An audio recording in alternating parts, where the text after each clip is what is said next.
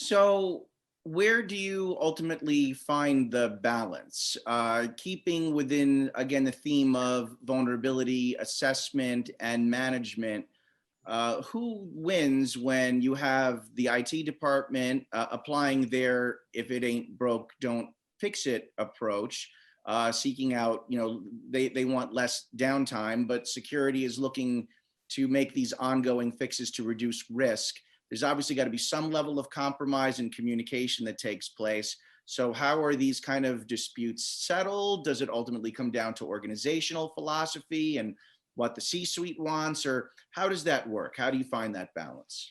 Yeah, so I think that there's a couple ways to approach that. So let's talk about the new school way of doing IT because it's less impactful there. Where you think about these are buzzwords you may have heard before, where we have security as code, infrastructure as code, obviously applications as code, right? Where everything is sort of dynamically built.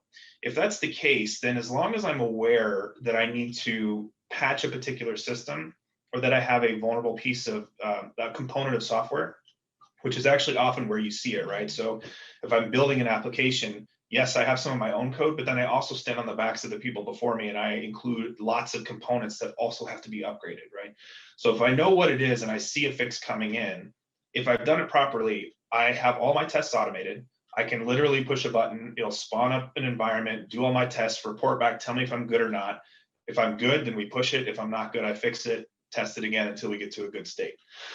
That's the new way of doing things, the current way of doing things. So I don't feel like there's as much of a conflict between the two, unless it were to come down to a flaw that requires like major system re-architecture.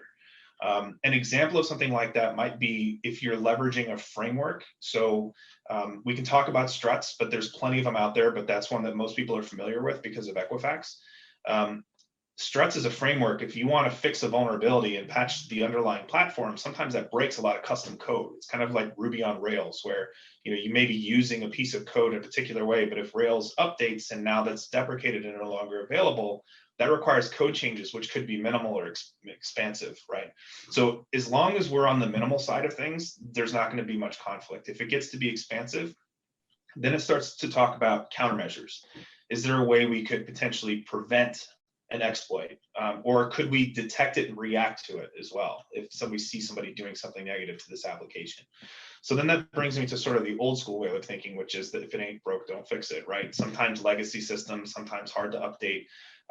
And so there's a couple of ways that I've seen that sort of play out. It usually plays out in the, what can we do to buy us more time to solve the problem? So does that mean that we can put a WAF, or a web application firewall rule in? Can we look for certain operating system alerts? Is there some sort of thing we can tag into the code to say, hey, this type of request is happening? Could we use something, as rudimentary as like the Apache mod security plugin to block access to certain things or certain parts of my application?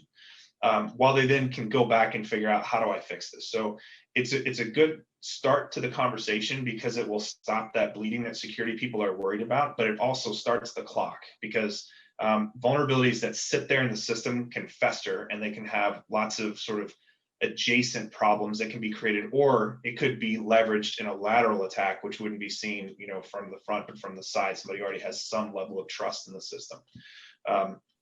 If you wanted to go super extreme, depending on how well your infrastructure is set up, it could be something where you take your application and you containerize it and then you make it ephemeral. So I'm going to completely tear down and rebuild my infrastructure every 2 hours because I know that this particular attack, for them to get a foothold and pivot and start to do stuff, maybe that's a 6-hour effort or something like that. So in that case, I think IT would win again because well, I don't want to say win though. I mean, they would be the ones providing a solution that everybody is okay with, right? It's very difficult for security in that regard to, again, I don't want to use the term win, but it's difficult for them to win out because if there's a patch that breaks something, that breaks the business or breaks something on IT, then there has to be some level of compromise, right? So a good example is I had a client who was struggling with how they were, like, who do I hold accountable for patching? So they were looking at vulnerability discovery and saying that's clearly a cybersecurity thing. But then the cybersecurity teams were getting hit up like, well, why aren't you fixing these vulnerabilities? It's like, look, that's not our role. That's very much an IT role. If you want me to fix it, I can. Give me root or administrative access. I'll hit right click upgrade. Everything will be broken. I'll go home and the IT guys can sort it out tomorrow, right? So it has to be that sort of partnership. But how do we stop or prevent the bad thing that's being in front of us right now from happening?